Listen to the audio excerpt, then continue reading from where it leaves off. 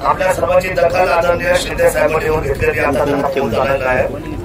आपल्याशी शिंदे साहेब साहेब विषय असा आहे, इथे 15 दिवसामध्ये 3 बिबट्याने आपले लहान मुलं महिला या गेल्या आणि जवळजवळ 55-57 बळी या मागच्या 2 वर्षामध्ये गेले. बिबट्याचा इतका उपद्रव आहे की आज संपूर्ण प्लेन अशी हायवे बंद झालेला आहे आणि सकाळपासून जवळजवळ 25 ते 30 हजार लोक आज या ठिकाणी आंदोलनामध्ये आहेत. माझी सर्वांची अपेक्षा आहे की पालकमंत्र्यांनी इथं आलं पाहिजे किंवा वनमंत्र्यांनी आलं पाहिजे.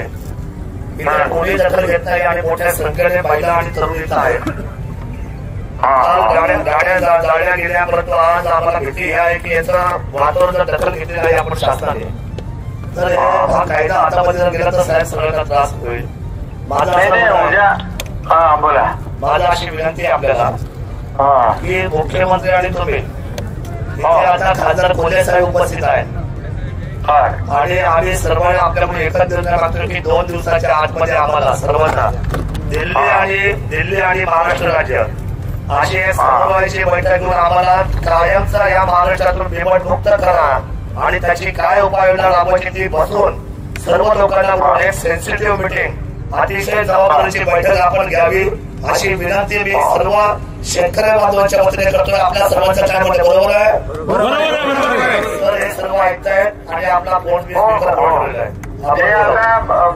आमदार महोदय आणि आपले खासदार महोदय पण आहेत. मी आता एकच सांगतो की मी ताबडतोब मुख्यमंत्र्यांशी बोलतो. उद्या कॅबिनेट आहे, कॅबिनेट मध्ये विषय मी चर्चा करतो याविषयी आणि ताबडतोब त्यांची 1-2 दिवसामध्ये 2-3 दिवसामध्ये एक मीटिंग आपण मुख्यमंत्र्यांना सांगू. संबंधित लोकांची बैठक घेऊन तुमच्या शिष्टमंडळाला त्या बैठकीत बोलवायला आणि याच्यावर कायमस्वरूपी तोडगा काढण्याचा आपण निर्णय घेऊ. केंद्राला पण बोलावलं नाही, केंद्राच्या पण जे संबंधित लोक असतील त्यांना मुख्यमंत्री बोलवतील मीटिंग आणि आपण तुम्हाला तुमच्या शिष्टमंडळाला बोलवू. ठीक आहे साहेब. ओके. एवढ्या कमी वेळामध्ये आपल्याला आपण घेतलेली आहे. उद्या बोलतो लगेच बोलतो. बोलू